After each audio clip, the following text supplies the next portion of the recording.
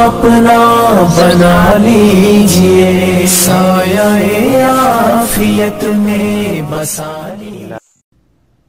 उलमाए हक के मुताबिक वो आलिम हैं, फाजिल हैं और एक अजीम शख्स हैं। और पहले जो उलमाए सू ने जिस पहले आलिम को बिदती करार दिया वो थे इमाम कुस्तलानी शार बुखारी। दूसरे आलिम और मुहद्दिस को बिदती करार दिया गया वो थे अब्दुर्रहमान इब्न जौज़ी। और तीसरे आलिम जो कि बिदती हैं वो उलमाए सू के मुताबिक, फतवे के मुताबिक, वो हैं शाह वलीउल्लाह मुहद्दिस देलवी। 1174 इसने वफ़ात है। तकरीबन मेरे इल्म के मुताबिक तमाम जो है फ़िरके हैं वो सब इनको इमाम और आलिम तस्लीम करते हैं। बरेलवी हज़रात को कुछ इनसे गिले शिकवे हैं, लेकिन गैर मुक़ल्लिदीन तो कहते हैं बत फतवा ख़वातीन बराए इब्न बाज़, जो कि गैर मुक़ल्लिदीन का अल हदीस का बहुत बड़ा फतवा है, तो उसका जो मुकदमा लिखा खालिद साहब ने, उसके अंदर उन्होंने लिखा कि बर ज़ख़ीर पाक को हिंद के अंदर हमारा पहला इमाम और पहला तर्जुमान शाह वलीउल्लाह मुहद्दिस देलवी है। यानी इसका मतलब ये है कि हिंदुस्तान और पाकिस्तान के अंदर सबसे पहले जो अल हदीस की तर्जुमानी करने वाला जो पहला आलिम है, अल हदीस का पहला आलिम सर ज़मीन हिंदुस्तान और पाकिस्तान में, वो शाह वलीउल्लाह है। फतवा बराए ख़वातीन बाज़ के मुकदमे के मुताबिक। तो गैर मुक़ल्लिदीन के लिए भी ये शाह आलिम जो है उनको मानते हैं वो लोग। देवबंदी हज़रात ने तो अपनी थानवी साहब ने भी अपने अरवाए इस्लासा के अंदर भी और दीगर तज़किरतुल औलिया के अंदर भी और दीगर जो औलिया के तज़किरे उन्होंने किए हैं इमदादुल मुश्ताक के अंदर भी शाह वलीउल्लाह मुहद्दिस देलवी के बाप कायम किए हैं।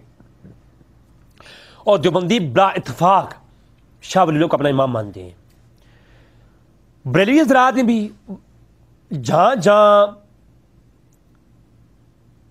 उलमाए बरेलवी ने शाह वलीउल्लाह का नाम लिखा है, रहमतुल्लाह तआला अलैह साहब ने लिखा है, ऐसा बरेलवी हज़रात भी इसको उनको मानते हैं। तो क्यों ना मिलाद के उन्वान पर शाह वलीउल्लाह की बरगाह में चले जाते हैं। तो मैं कहता हूँ ऐ शाह वलीउल्लाह, उम्मत लड़ रही है इस मौजू पर, तो आप को फैसल बना लेते हैं, आप तो फैसल करने वाले बन जाएं। हमारे सारे भाई हम आपके पास आते हैं तो इस्लाम के अंदर इस मौजू पर इत्तफाक करने के लिए, तो आप हमें बताएं कि मिलाद के बारे में आपका क्या तज़किरा है। सबसे पहले आप अनफासुल आरिफीन के अंदर एक वाक़या लिखते हैं, उसके बारे में कहते हैं कि मिलाद के बारे में तुम लोग सवाल करते हो रिज़वी, तो मैं तुम्हें ये जवाब देता हूँ कि मेरे वालिद मोहतरम शाह अब्दुर्रहीम मुहद्दिस देलवी मिलाद हर साल मनाया करते थे। जिस साल हाथ तंग होता उस साल भी कुछ न कुछ मिलाद की खुशी के तहत करते ही थे। तो शाह अब्दुर्रहीम मुहद्दिस देलवी शाह वलीउल्लाह के जो वालिद हैं वो फरमाते हैं शाह वलीउल्लाह कि मेरे वालिद एक साल ज़रा कहत पड़ गया, कहत सारी हो गई, हालात तंग थे, पैसा धेला घर में था कोई नहीं, घर में थोड़े से जौ पड़े हुए थे और कुछ खाने की चीज़ें थी, तो कोई मिलाद का एहतमाम बड़ा नहीं हो सका। तो वालिद साहब ने वही सामने रखा और 12 रबी अव्वल के दिन दुआ की और हुज़ूर की मिलाद की खुशी में वो घर में ही वो जौ तकसीम कर दिए। और चने भी थे भुने हुए और वो तकसीम किए, और खाने की कुछ और अशियाँ थीं घर के अंदर जो पड़ी हुई थीं, तो उन पर ही जो है वो दुआ की और उन्हीं को ही हुज़ूर के मिलाद की खुशी में घर के अफराद में तकसीम कर दी। मुझे भी तकसीम कर दी, शाह वलीउल्लाह कहते हैं मुझे भी दे दी।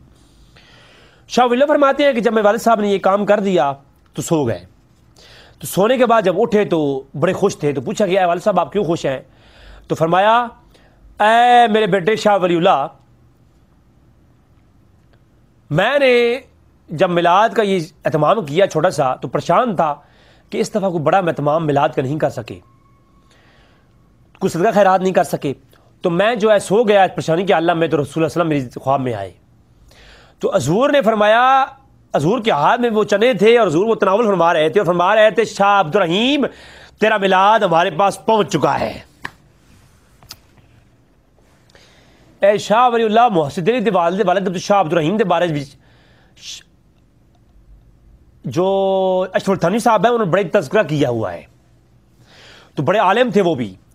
तो इसका मतलब ये है कि शाह अब्दुर्रहीम भी बिदती थे, मिलाद करते थे भाई, और हुज़ूर को मिलाद के चने पहुंचते भी हैं। ये तो शाह वलीउल्लाह का पहला जवाब आया کہ میلاد منا لیا کرو، اس پہ اللہ کا اجر و ثواب ملتا ہے، اور میرے والد صاحب منایا کرتے تھے۔ یہ شاہ ولی اللہ نے یہ نہیں کہا کہ میرے والد صاحب جو ہے وہ بدعتی تھے، یہ کام غلط ہے۔ اچھا، اب چلتے ہیں شاہ ولی اللہ کی دوسری کتاب کی طرف۔ شاہ ولی اللہ خود ان کا کیا موقف ہے میلاد کے اوپر۔ شاہ ولی اللہ کی کتاب ہے فیوض الحرمین، حرمین شریفین کے جو فیوز و برکات انہوں نے حاصل کیے ہیں ان پر وہ کلام کرتے ہیں کہ میں جب حرمین شریفین میں شاہ ولی اللہ محدث دہلوی آئے تو انہوں نے کیا کیا فیوز و برکات اکٹھے کیے۔ خیر وہ کتاب بڑی پڑھنے کی قابل ہے شاہ ولی اللہ کی، اس میں انہوں نے میلاد کا تذکرہ کیا ہے۔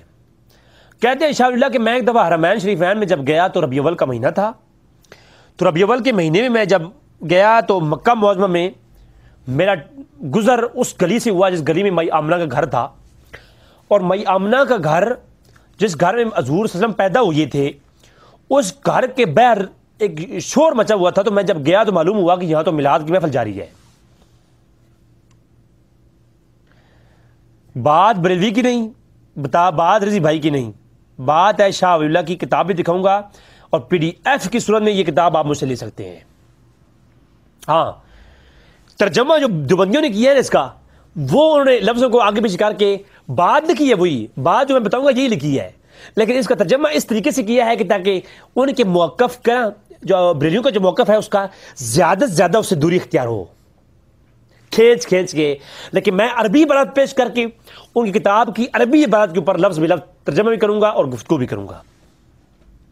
شاہ ولی اللہ محدث دہلوی فرماتے ہیں کہ جب میں وَكُنْتُ قَبْلَ ذَلِكَ بِمَكَّةَ مُعَظَّمَةً فِي مَوْلِدِ النَّبِيِّ فِي يَوْمِ وِلَادَتِهِ کہ 12 ربیع الاول کا دن تھا اور میں اس دن مکہ معظمہ کے اندر اس گھر کے اندر گیا جس گھر میں حضور کا میلاد ہوا تھا۔ یہ 1174 ہجری کی بات ہے۔ یہاں پر ایک سوال بنتا ہے میرا،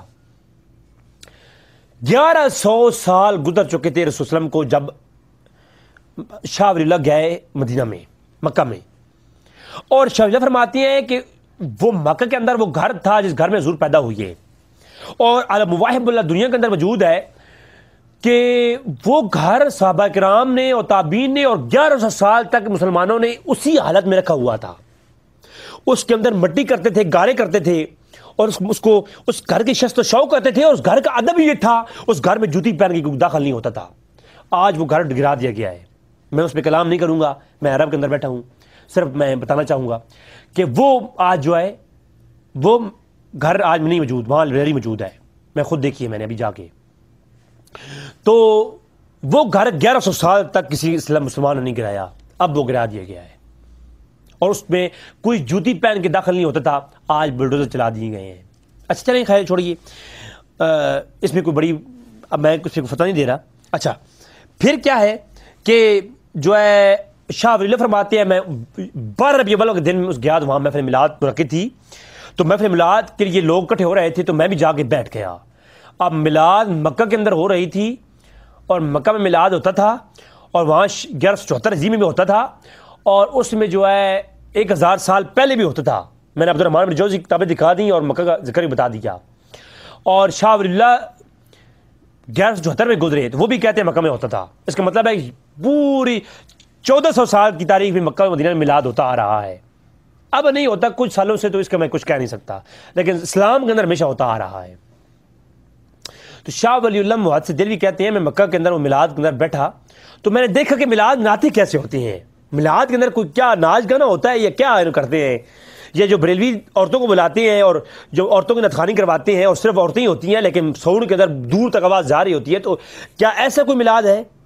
تو وہاں پر جب گئے تو علماء تشریف فرما اور عرب کے مکہ کے علماء بلائے گئے اور محفل منعقد ہے، خاموشی اختیار کی گئی۔ سب سے پہلے جو شخص کھڑا ہوا اس نے کیا کیا، یصلون علی النبی، ایک شخص کھڑا ہوا اس نے سب سے پہلے یصلون علی النبی، نبی کریم صلی اللہ علیہ وسلم پر صلاۃ و سلام پڑھا، درود شریف پڑھا۔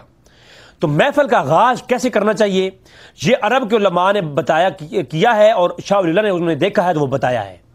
تو میلاد کی جو محفل کی اہمیت کیسی ہونی چاہیے، میلاد کا تذکرہ کیسے کرنا چاہیے، میلاد کی محفل کیسی ہونی چاہیے، اس کا تذکرہ شاہ ولی اللہ محدث دہلوی نے بتایا ہے، اور مکہ میں میلاد ہو رہا تھا اور مکہ کے علماء کر رہے تھے۔ تو میلاد ایسے ہونا چاہیے کہ پہلے سب سے پہلے کیا کیا جائے، والناس یصلون علی النبی، سارے لوگ بیٹھ جائیں، سٹیج پر ایک شخص جائے، وہ حضور پر درود شریف سب سے پہلے پڑھے، پھر وَيَذْكُرُونَ إِرَاسَاتِهِ، اور حضور کے اراسات کا ذکر ہو۔ اراسات معجزات کا اپوزٹ ہے یا مترادف ہے، وہ کمالات اور وہ ایسی انبلیویبل کرشمے یا کام جو نبی کی ذات سے سرزد ہوں اعلان نبوت کے بعد، ان کو معجزات کہتی ہیں، اور جو ایسے کام جو کہ انہونے ہوں اور حضور کے اعلان نبوت سے پہلے ہوئی ہیں ان کو کہتے ہیں اراسات۔ تو وہ جو حضور کے اعلان نبوت سے پہلے واقعات پیش آئے ان کو کہتے ہیں اراسات۔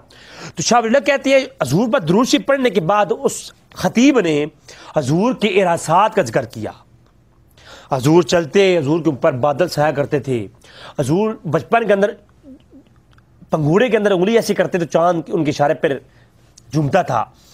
تو اس طرح کے واقعات جو کہ حضور کے بچپن میں ہوئے، حضور پیدا ہوئے، حضور کے تمام حالات روشن ہو گئے۔ اور آمنہ فرماتی ہیں میں نے دیکھا پاک مریم آئیں میرے پاس اور پاک آسیہ آئیں، انہوں نے مجھے مبارکباد دی، اور اس طرح کے سارے واقعات جو ہوتے ہیں ان کو اراسات کہا جاتا ہے۔ شاہ ولی اللہ کہتے ہیں کہ اس طرح کے اراسات بیان کیے گئے بہت سارے۔ اس کے بعد التی ظہرت فی ولادتہ، اور حضور کی ولادت کے عین وقت جو واقعات پیش آئے جن کا میں ذکر کیا وہ پیش کیے گئے، وہ مشاہدات قبل بعثتہ، اور حضور کی آمد کی جو باتیں حضور کی پیدا سے ہونے سے پہلے بعثت سے پہلے ہوتی ہوئیں ان کا بھی ذکر کیا گیا۔ تو بہو میری والا واقعہ عالم مواہب والا دنیا کے اندر جو موجود ہے، اور الم تر کیف فعل ربک باصحاب الفیل، وہ اصحاب فیل کا واقعہ جو قرآن کے اندر آیا ہے، وہ سارے واقعے پیش کیے گئے۔ جب یہ ساری جو ہے محفل ہو رہی تھی، اب شاہ ولی نے جو بات کہی ہے نا، یا تو کوئی جنا ہے، کسی نے مائی کا لال ہے جس نے ماں کا دودھ پیا ہے، تو میں چیلنج کر رہا ہوں یا شاہ ولی اللہ پر فتویٰ لگاؤ یا شاہ ولی اللہ کی اس بات کا مفہوم سمجھاؤ۔ دو باتیں ہیں، یا شاہ ولی اللہ پر فتویٰ لگاؤ یا شاہ ولی اللہ کی بات کا مفہوم سمجھاؤ۔ شاہ ولی اللہ کہتے ہیں کہ ورعیت انبارن، پس میں نے نور کی برسات، نور دیکھا، سوتیت دفعتن واحدہ، میں نے فارائی تو پس آنے باہر جکا جک میں نے دیکھا کہ نور کی برسات ہو رہی ہے میلاد کی محفل پر۔